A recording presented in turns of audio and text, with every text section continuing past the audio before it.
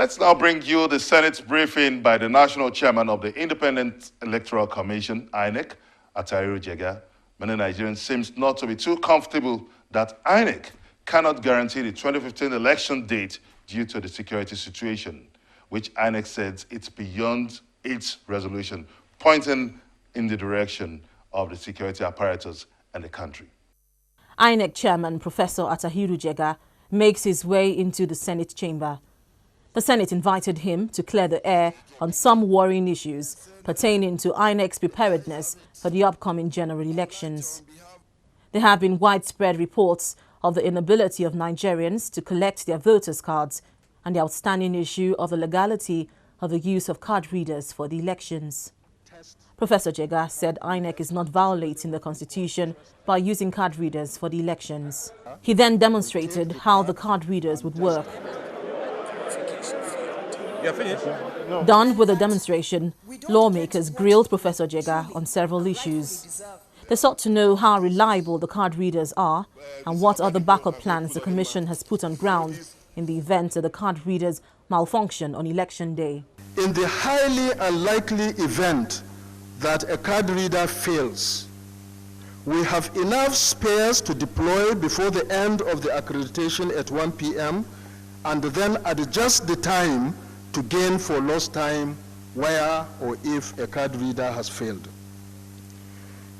If we cannot replace before the end of accreditation, then the election in that particular voting point would be postponed to the following day when a new card reader will be provided for the election.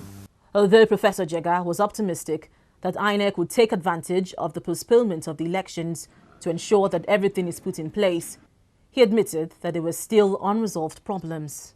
Secondly, with regards to the question you asked about outstanding production of PVCs, I don't lie, and I will acknowledge that as I speak with you, there are about 800 to 1 million cards yet to be produced.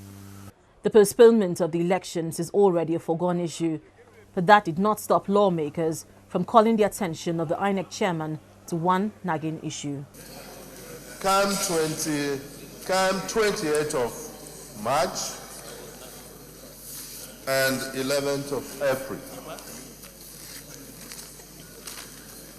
will you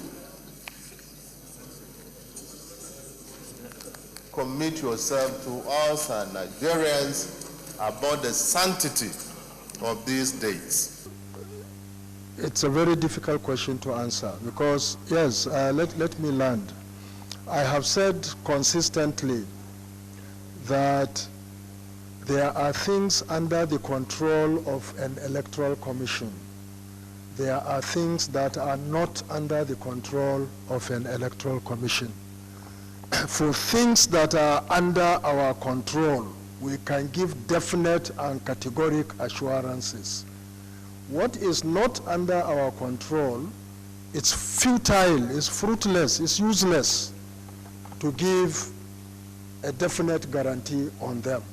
We also had a phone-in interview with the national woman leader of the PDP and former aviation minister, Kema Chikwe. She comments on the recent attack in Okrika River State in southern Nigeria and the dramatic exit of former President Obasanjo from the PDP. She says the decision of the APC to take its campaign to Okrika is a clear act of provocation. Take a listen.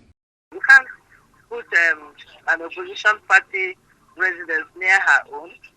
And the PDP citizen who was responding to him, to the program, stated clearly that there has been provocation on the part of APC, trying to also attack PDP members. And unfortunately, nobody is talking about that.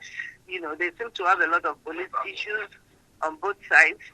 And, people are just singling out the Africa incident. I totally condemn violence in election. I condemn it, on both sides. But we have to take it in totality. You don't just talk about one incident. Let's talk about all the incidents on violence, elections. There's aggravation all over the country.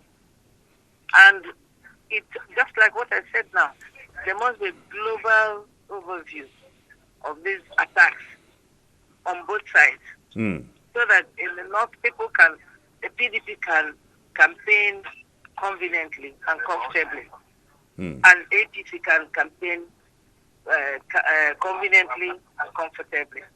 There should be no attack anywhere in Nigeria, because these attacks trigger off retaliation and so on, which should be condemned. So what I'm saying is that every part of this country should be free for all parties to campaign, and that's very important.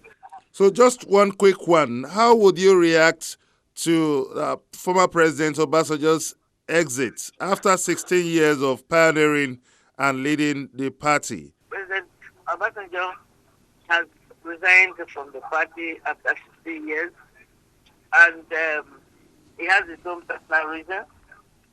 And unfortunately, it is not the best of times, for even for him, But I think the party has its own position on that. I do not have a position on that because it's above me. However, what is important is that PDP will continue to work hard to get to make sure that they win this election in every part of the country. It's important to me that PDP will not relent its effort, and that President Jonathan is doing very well. He's reaching out to everybody. He's been very polite to everybody, and he has shown amazing maturity over this political trend, and he's taking everything within his stride. And I believe Nigerian people are understanding, and I know that Nigerians actually appreciate President Jonathan, and that is what is important. We have reports that the national chairman of the PDP and the governor of Jigawa State, Governor Sule Lamido, are putting heads together to possibly bring back the former president, Olusegun Obasanjo, back to the party. Do you see any chance of this happening? Well, I'm not in touch with any of the parties. I've not discussed with any of them. But if the party, in its infinite wisdom, takes any step, I'm a member of the party, and I subject myself to any decision taken by PDP, because I am an unrelenting member of the party. That's what is important to me. And that'll be all on this episode of Roadmap 2015. Don't forget to send us a comment on our different social media platforms showing on the screen. Join us next week on another exciting episode of the program on Channels Television. Many thanks for watching. I'm Benga Ashiru saying goodbye.